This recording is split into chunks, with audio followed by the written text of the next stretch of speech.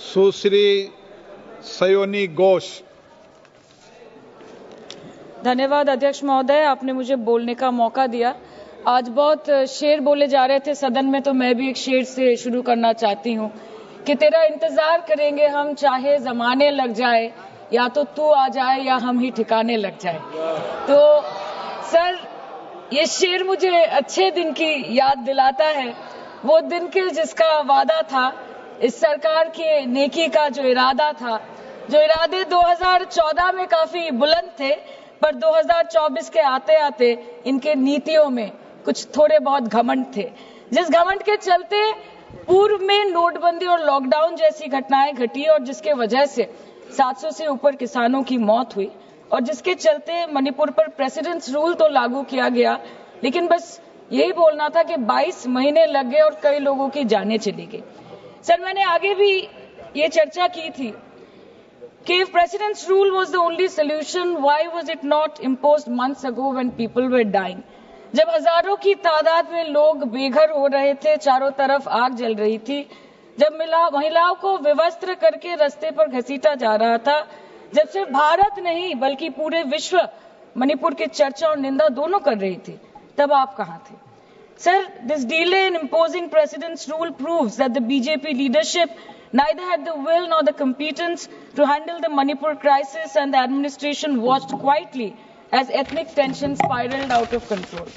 Sir, मैं ज्यादा detail में नहीं जाऊंगी क्योंकि हमने चर्चा पहले भी की है और आज लगभग 2:15 को हम मणिपुर पे आलोचना कर रहे हैं। इतना इंपॉर्टेंस अगर पहले दिया होता तो शायद इसकी नौबत ही नहीं आती। So this is what I think. पर सर, ये शर्मिंदगी की बात है कि आज भारत के एक राज्य में प्रेसिडेंट्स रूल है। ये भी शर्मिंदगी की बात है कि 140 करोड़ की आबादी में 80 करोड़ को मुफ्त में राशन दिया जाता है। आज सर, लाखों नौजवान हैं जो बेकार बैठे हैं। 1 से 2% ऐसे लोग हैं जो सिर्फ टैक्स पेएबल के क्राइटेरिया में आते हैं और बीजेपी है जो सब चंगासी का कुर्ता पजामा पहन के घूमते रहते हैं।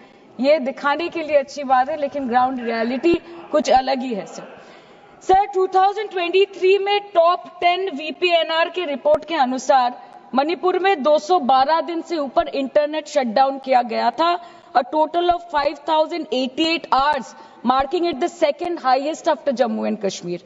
This led to huge economic loss in Manipur, approximately 3,157 crore.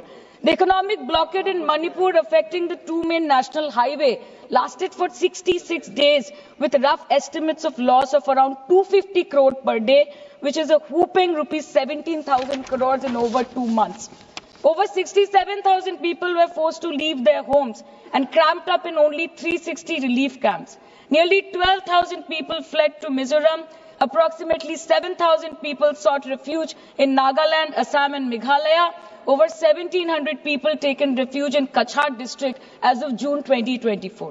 और ये सब तो सर रजिस्टर्ड ऑफिशियल फिगर्स है, न जाने अनरजिस्टर्ड ऑफिशियल और कितने बेघर लोग होंगे जो दूसरों के घर में रह रहे हैं, शायद दूसरे राज्य में रह रहे हैं, दूसरे देशों में रह रहे हैं। ये इसीलिए हुआ है सर क्योंकि मणिपुर की सरकार, डबल इंजन सरकार ने, उनकी मंशा ये नहीं थी कि वहां के लोगों को शुरू से प्रोटेक्शन दिया जाए, कि उनको शुरू से रिलीफ दिया जाए। अगर वही होता तो 22 महीनों से इन्होंने मणिपुर को जलने ना दिया होता। सर, मैं 2 मिनट में खत्म करूंगी। You want to move the resolution, of course we have to be with that, लेकिन 1 अप्रैल 2025 मतलब एक दिन पहले से मिनिस्ट्री ऑफ होम अफेयर्स ने armed forces special powers act को 6 महीनों का एक्सटेंशन देके मणिपुर, अरुणाचल प्रदेश और नागालैंड में इफेक्टिव कर दिया है। इससे समझ आता है that law and order in Manipur has seriously deteriorated. आज भी बीरेन्द्र सिंह जी बीजेपी वाले बोल रहे थे कि 1960 से हजारों रिफ्यूजीज मणिपुर में घुस के बैठे हैं, 2001 का सेंसस रिव्यू करना है और डिलिमिटेशन से पहले एनआरसी लाना है। मतलब आपको कुछ सुधारना नहीं है, आपको बस और बिगाड़ना है। जिस तरह असम में एनआरसी के नाम पे इस सरकार ने 1500 करोड़ से ऊपर फूंक दी और करीबन 19 लाख लोगों को अस्तित्व संकट में डाल दिया, अब वही हरकत दोबारा दोहराना चाहते हैं मणिपुर के लोगों के साथ। अध्यक्ष महोदय, मैं अंत में बस इतना कहना चाहती हूँ मणिपुर के भाई और बहनों की तरफ से कि जिंदगी यूं भी गुजारी जा रही है जैसे कोई जंग हारी जा रही है।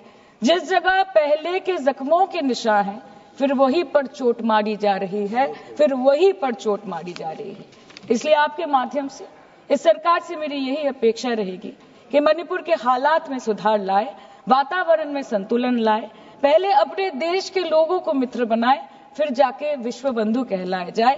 That the Home Minister and the Prime Minister should work overtime and step outside their comfort zone to address the needs of the people and restore normalcy at the earliest in Manipur. Thank you, sir. Thank you.